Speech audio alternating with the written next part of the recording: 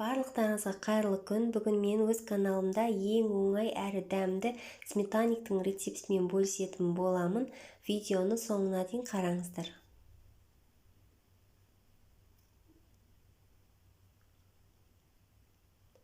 Бізге ең алдымен осындай маргарин қажет. Маргариннің үстіне бірден ұнымызды салып, қолымызбен жақсылап араластырамыз. Біздің маргариніміз қатты тоңазытқышта тұрған болу қажет.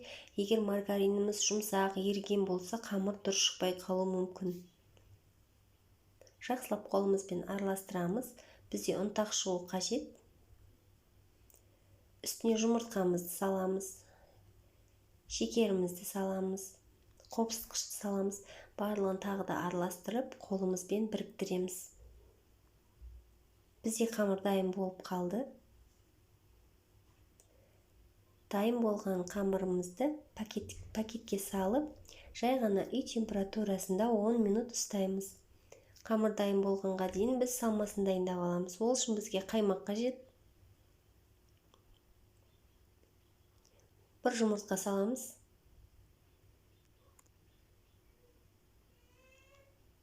Шекерімізді саламыз. Аз ғана ұн саламыз. Ұнның орнына крахмал қолдансаңыздар да болады. Барлығын жақсылап араластырамыз.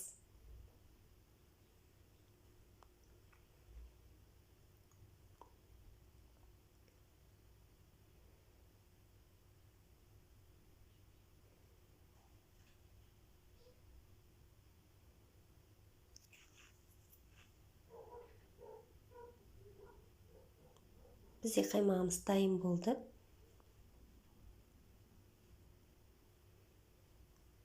Енді қамырымызды екі бөлікке бөлеміз.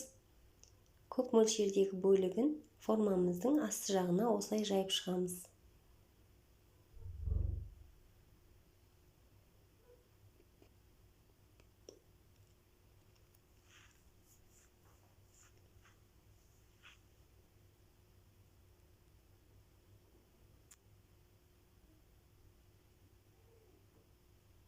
Екінші бөлігін осылай формамыздың жандарына қойып шығамыз.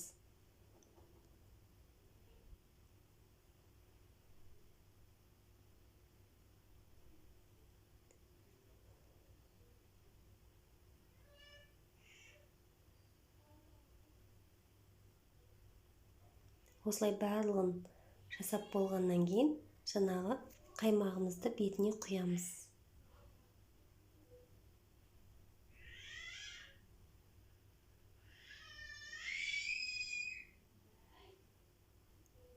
Қаймағымызды құямыз. Қызып тұрған печкіде 30-40 минут пісіріп аламыз.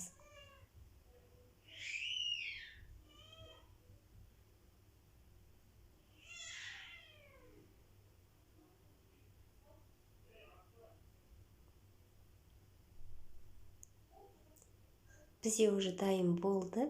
Астарыңыз дәмді болсын. Егер менің видеом ұнаған болса, лайк басып, менің каналыма тіркелуді ұмытпаңыздар.